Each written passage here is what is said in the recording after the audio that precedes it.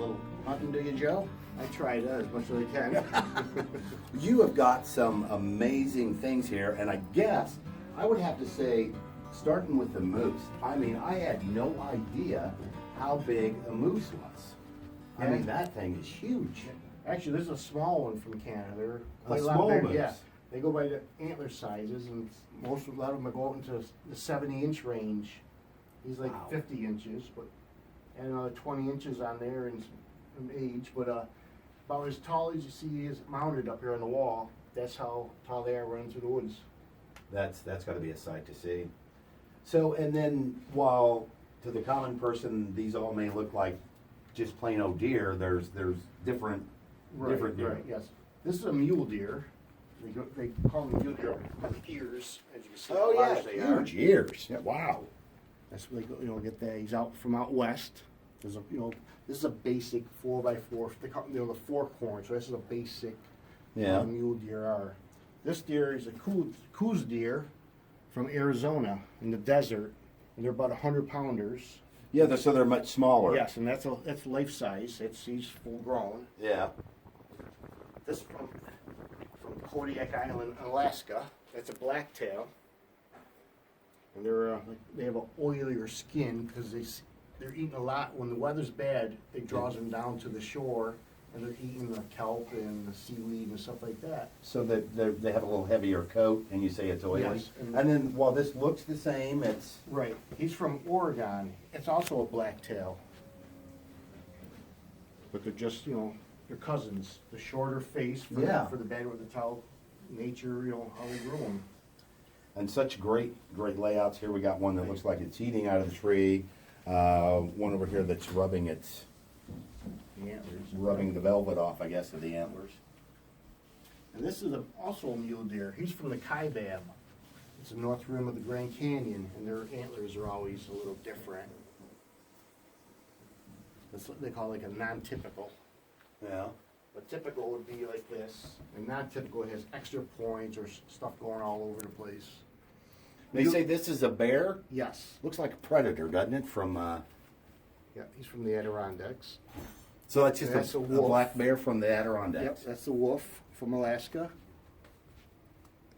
Looks like a Brooks and Dunn album cover.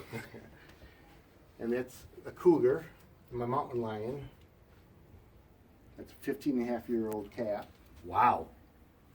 And then That's an antelope, An or antelope. pronghorn. They call it the prongs.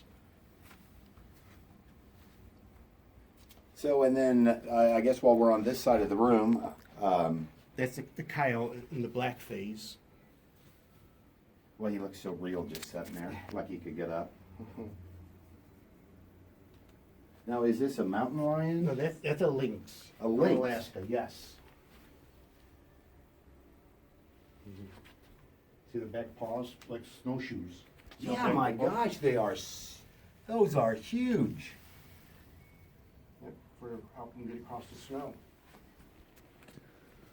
Now, part of what brings us in is our Guys Expo, and you're giving away a Canadian bear hunting trip Yes. at the Guys Expo. Yes. This is very impressive how tall this bear is. You know, when you see it like that on all fours, you don't appreciate it until it stands Yes. up. Yeah. But like I say, the hunt we're giving away is a spring. This bear, he's a fall bear. As you can see, the hair hasn't grown in yet for the winter. Right. So this is a spring bear, and the hair is How much still thicker there? thicker. There's still the guard hairs are in there. It's all the wool. So he's still just out of a month out of hibernation, and they haven't rubbed. The bugs haven't gotten bad to them where they're rubbing all this hair off them because the bugs get in there on them. But yeah, this is what you're gonna get is a big coated bear. And then some other unusual boar hunting. Now, where did you go boar hunting? They were out of Texas, the hill country, Yeah. and they have the exotics. The fallow deer, they're like European. This is the axis deer. It's a European. They like It's got spots. Yeah, they'll always there's life you have them like that. Now, almost every hunter is going to be jealous of not only your take, but some of the displays you have, like the deer jumping. Yeah, I tried it when I have stuff mounted. I just try to have it in a natural looking or something different. And everyone sees usually you have the shoulder mounts. Sure. We just try to have more of a natural. And this is an antelope? That's also an antelope, yes. It's from Wyoming. They're speed goats, they call them. Speed goats, I like that. And now, back over here on the other side of the bears, this is an elk? Yes. He's out of Eagle, Colorado. What a pose.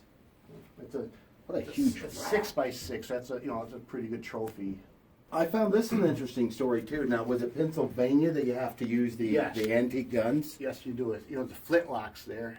It's I also have used this for some of the hunts, like the buffalo. I try to get as primitive as I can be back in the day, so I've used this on some of my big game hunts. Just And to try to you get one relive shot? it. One shot. And if the weather's bad, you have to keep that powder as dry Yeah. as can be. It has a lot to do. It tells you how tough it was back in the day when you had to really bring food, Yeah. for your family. But yeah, the flintlock, you can't get as primitive as that. Well, now, what was it? There was another room that were they Garmins? What were the white birds? Oh, ptarmigan. Ptarmigan. Yes, ptarmigan. Now you got those with a rock. With the rocks, because they're just to know what people are. You're walking down the trails and stuff, and you got the birds running all over the place and everything. And I always, just wanted to eat one and see what they were and everything. So my gun was too big. It was a 338 Win Mag, and there'd be nothing left. Some feathers. Yeah, right. So not only do you hunt, but you have an adventure that Yes.